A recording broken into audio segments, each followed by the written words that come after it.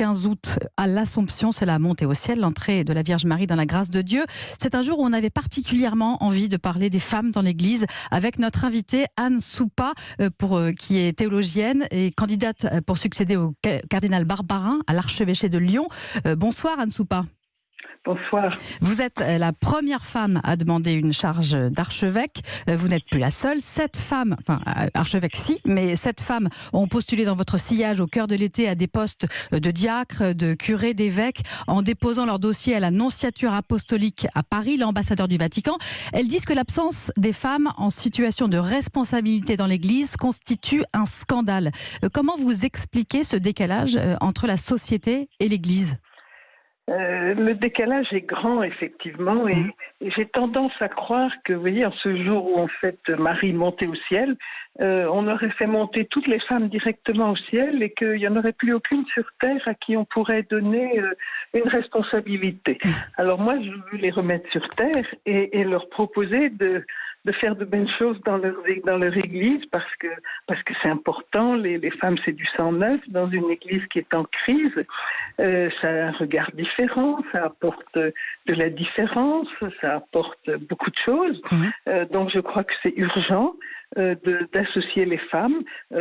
Comme le fait la société, d'ailleurs. Moi, vous voyez, je suis une fille de mon temps, je raisonne en fonction de mes capacités et pas en fonction de mon sexe.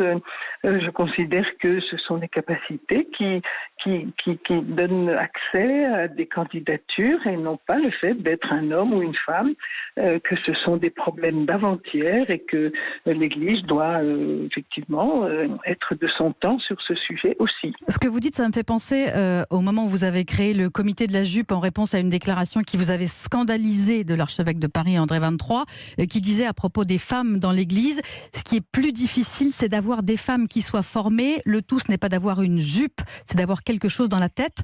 Ça illustre bien l'emprise masculine que vous dénoncez. Pourtant, vous êtes une théologienne, vous êtes formelle. La Bible n'est pas sexiste, au contraire, dites-vous. Non, et vous savez, on ne se rend pas toujours compte que quand on parle de Adam, vous savez, on dit le premier homme, mais non, Adam c'est l'être humain, c'est ce que le Dieu créateur avait fait en premier. Et puis il a regretté parce qu'il s'est dit, mon Dieu, cet être humain, il ne peut parler à personne. Il parlait aux animaux, mais c'était pas intéressant. Il peut parler à personne. Alors il faut que je lui fasse un vis-à-vis, quelqu'un qui soit comme lui, avec qui il puisse parler.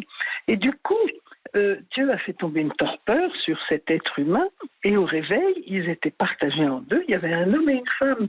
Donc vous voyez, la Bible est profondément égalitaire. Alors bien sûr, il y a des questions de culture, on n'est pas dans les mêmes époques, mais dans ce qu'on peut appeler les grands textes révélés, comme celui du livre de la Genèse dont je parle à l'instant, eh bien là, c'est une égalité complète. Le christianisme est profondément égalitaire. Donc tout ça, c'est une question d'interprétation finalement. En partie, et je crois que c'est la pesanteur des années, des siècles qui pèse sur l'institution et elle n'a du mal à voir qu'elle est restée dans un modèle ancien, patriarcal, un modèle dans lequel la société ne se reconnaît plus et en tout cas les femmes ne s'y retrouvent plus et donc je crois qu'elle a besoin d'entendre l'appel des femmes parce que je ne suis pas la seule, comme vous l'avez dit, mais derrière ces 7 femmes, il y en a d'autres.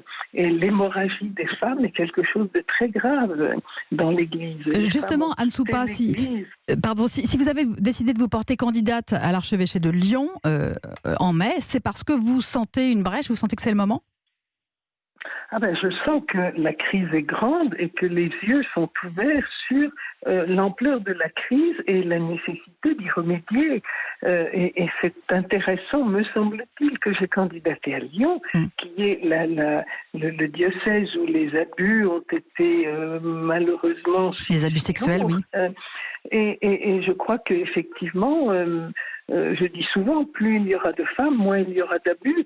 Non pas parce que les femmes sont moins sujettes aux abus, mais parce que ça introduit de la différence. Ça rompt, vous savez, un petit entre-soi clérical entre prêtres, où effectivement on n'a pas envie de dénoncer quelqu'un avec qui on travaille tous les jours. Mais la justice le demande pourtant. Il faut penser aux victimes.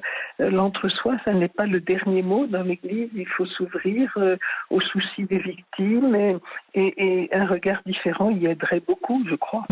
Justement, est-ce que ce sont des témoignages de femmes qui vous ont décidé à agir, à vous porter candidate? Est-ce que vous avez des exemples de situations de femmes dans l'Église qui vous semblent complètement anachroniques? J'en ai beaucoup. Je ne veux pas faire de mal à personne, mais le terme, par exemple, de vierge consacrée me fait mal. Je me demande pourquoi, quand on se consacre au Seigneur, on a besoin de dire qu'on est vierge. Je prends cet exemple, encore une fois, je ne veux pas heurter des personnes, mais c'est une terminologie qui me choque. Dans l'Église, on s'occupe on regarde un peu trop les femmes sous l'angle de la sexualité. Et ça, je trouve que c'est un gros travers. Le regard des hommes de l'institution Église est hyper sexualisé sur les femmes. On les voit comme épouses et comme mères, mais on ne les voit pas comme êtres humains libres de mener sa vie comme elle l'entend, comme il ou elle l'entend. Et ça, je trouve que là, il y a un très gros travail à faire, il y a un dialogue à entreprendre et il faut faire bouger ces pesanteurs qui sont d'un autre âge.